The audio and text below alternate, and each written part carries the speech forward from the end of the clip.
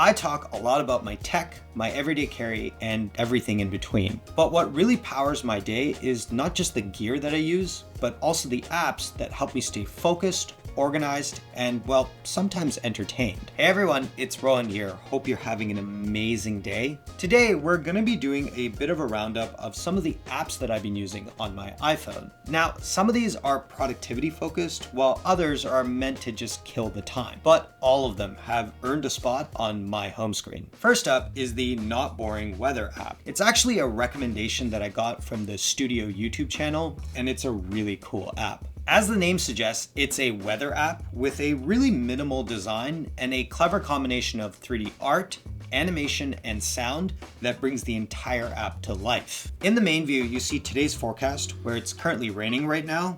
But if I tap here, then I can see the air quality, the moon phases, precipitation, and even the cloud coverage. And then along the bottom, I have the weekly weather forecast. So if I tap and hold here, I can see the weather for different days. If I swipe further, I can see the high and low temperatures for the day, as well as how much rain is going to accumulate over the next hour. In terms of customization, there's plenty of themes to choose from, but by far my favorite feature is the widgets. There's 3 different sizes of widgets, each showing a different amount of information, so there's the perfect widget for every home screen. Honestly, I think it's a really fun way to get your weather forecast. Next up is Joy. Now, if you're like me, using a calendar can be quite tedious, and a to-do app is just a long list of things that I'm going to do, but never end up getting to. Joy combines the best of both worlds. Open up the app, and you're met with a pretty simple interface with just the bare essentials that you need.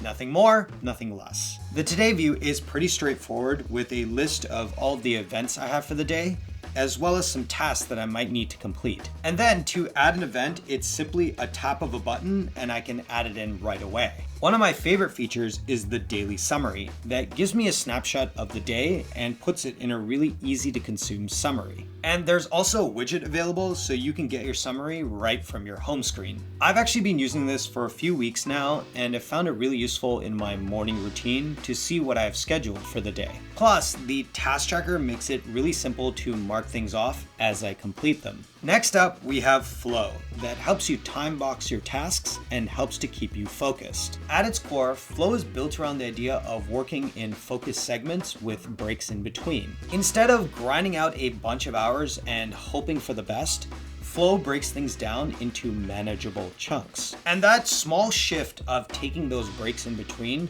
has had a really big impact in terms of how I get things done. I feel more energized, more focused, and I actually get more done. The UI is pretty bare bones and distraction free.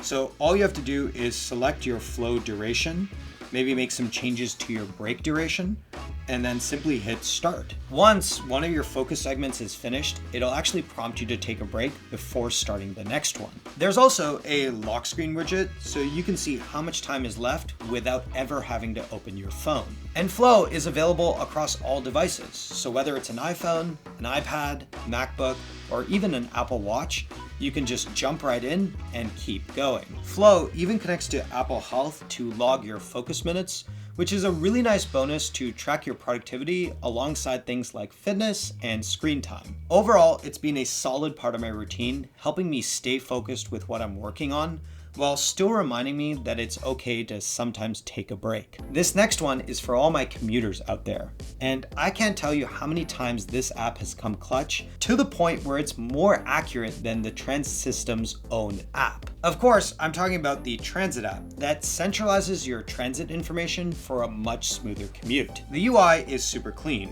It's color-coded, easy to read, and you can quickly see all of the different transit lines and arrival times. There's even a trip planner view that helps you coordinate the best combination of buses, trains, and walking to get to your destination. And it also keeps track of diversions and detours, so you're always in the loop. One of my favorite features is the real-time updates that shows you a live location of a train or a bus and tells you what upcoming stops it has and when it's going to arrive. I can't tell you how many times I've actually found this clutch, especially when I'm rushing to work in the morning. Another great feature is the Go mode, which acts like a co-pilot for your commute It tells you when to get on, when to get off, and buzzes you when you approach your stop. Super useful for when you're zoned out listening to music or a podcast. And even though most of the data comes from the different transit systems, some of it, like service rating and real-time updates, is actually crowdsourced from other users, which means that it can actually be even more reliable. And it's not just buses and trains. It can show you bike shares, e-scooters, and even walking times. So whether you're headed across town or on your way home, you've got all of your bases covered. Next up, we have WeTransfer. And if you've ever tried to send a large attachment through your email, you'll know the pain. There's the dreaded 25 megabyte limit.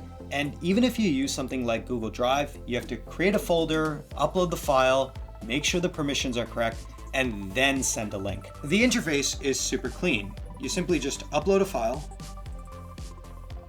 give it a title, and maybe add a message. Maybe add an expiry date or even a password if you wanted to, and then hit transfer. There's no account needed, no weird compression, and no forcing someone to log in just to access the files.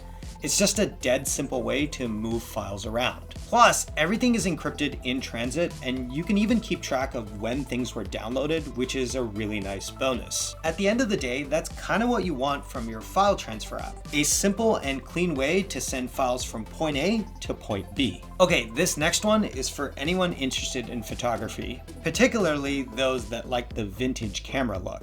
Dazz Cam is a camera app that helps you replicate the vibe of old vintage cameras.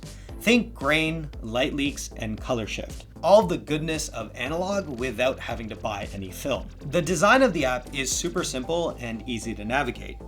You have this really clean interface, and if you tap here, you can see all of the different types of cameras that you have access to.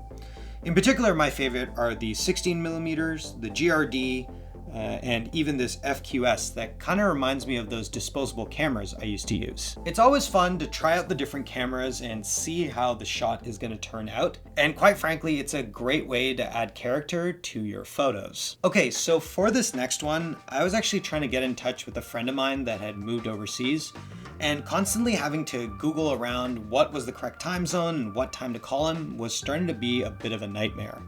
Until, of course, I discovered the Unimatic World Clock. If you aren't familiar with Unimatic, they're actually a boutique watch brand that crafts some really high quality timepieces with a minimal design. So the other day, I was really surprised to see that they had launched their own app. Their interface is really clean. Up top, you have the current time, and you can swipe through to see the other cities. And then below that, you have a 24-hour clock with different spokes to indicate the different cities. Below that, you actually have a world map that marks out the different cities, and you can see the day and nighttime cycles. But what's really cool is you can rotate the dial to advance the time, and then see what the time would be in all of the other cities. I just think that this is a really cool app that shows you time zones in a really fun way. Okay, so the last two are apps I turn to when I want to have a little bit of fun. Like some people, I enjoy a good game of Texas Hold'em, and Offsuit is the perfect way to get that fix. No frills, no extras, just a clean interface and pure gameplay. You can play against bots to sharpen your skills, and there's even different tournaments with various buy-ins. And when you're ready, you can actually take on other players across the world. What I really like about Offsuit is that it's clean and straightforward. Plus, it's totally free and there's no annoying pop-up ads, which is an instant winner in my book. The other app is a puzzle game called Kerflux, and if you're interested in puzzles and music, this one's for you. The app is super simple yet really clever. Up top, you have a reference wave, and then you have these 4 waves underneath. Basically, the objective is to move these waves around to essentially match the top reference wave. As you get closer, the audio will grow louder, and if you get everything lined up, boom, you're on to the next level. Each round gets a bit more complex, which makes it a fun challenge without feeling overwhelming. Of course, if you need the additional challenge, you can turn off the volume and just match purely on the shape. It's definitely a different type of puzzle game and keeps the brain flowing. So there you have it, some of the cool apps I've been using on my iPhone. Whether it's staying productive with Joy and Flow, keeping tabs on the weather with the Not Boring Weather app, or just killing some time with Dazz Cam and even Kerflux, each one of these apps brings something a little bit extra to my day. But I want to know from you, what are some of your go-to apps?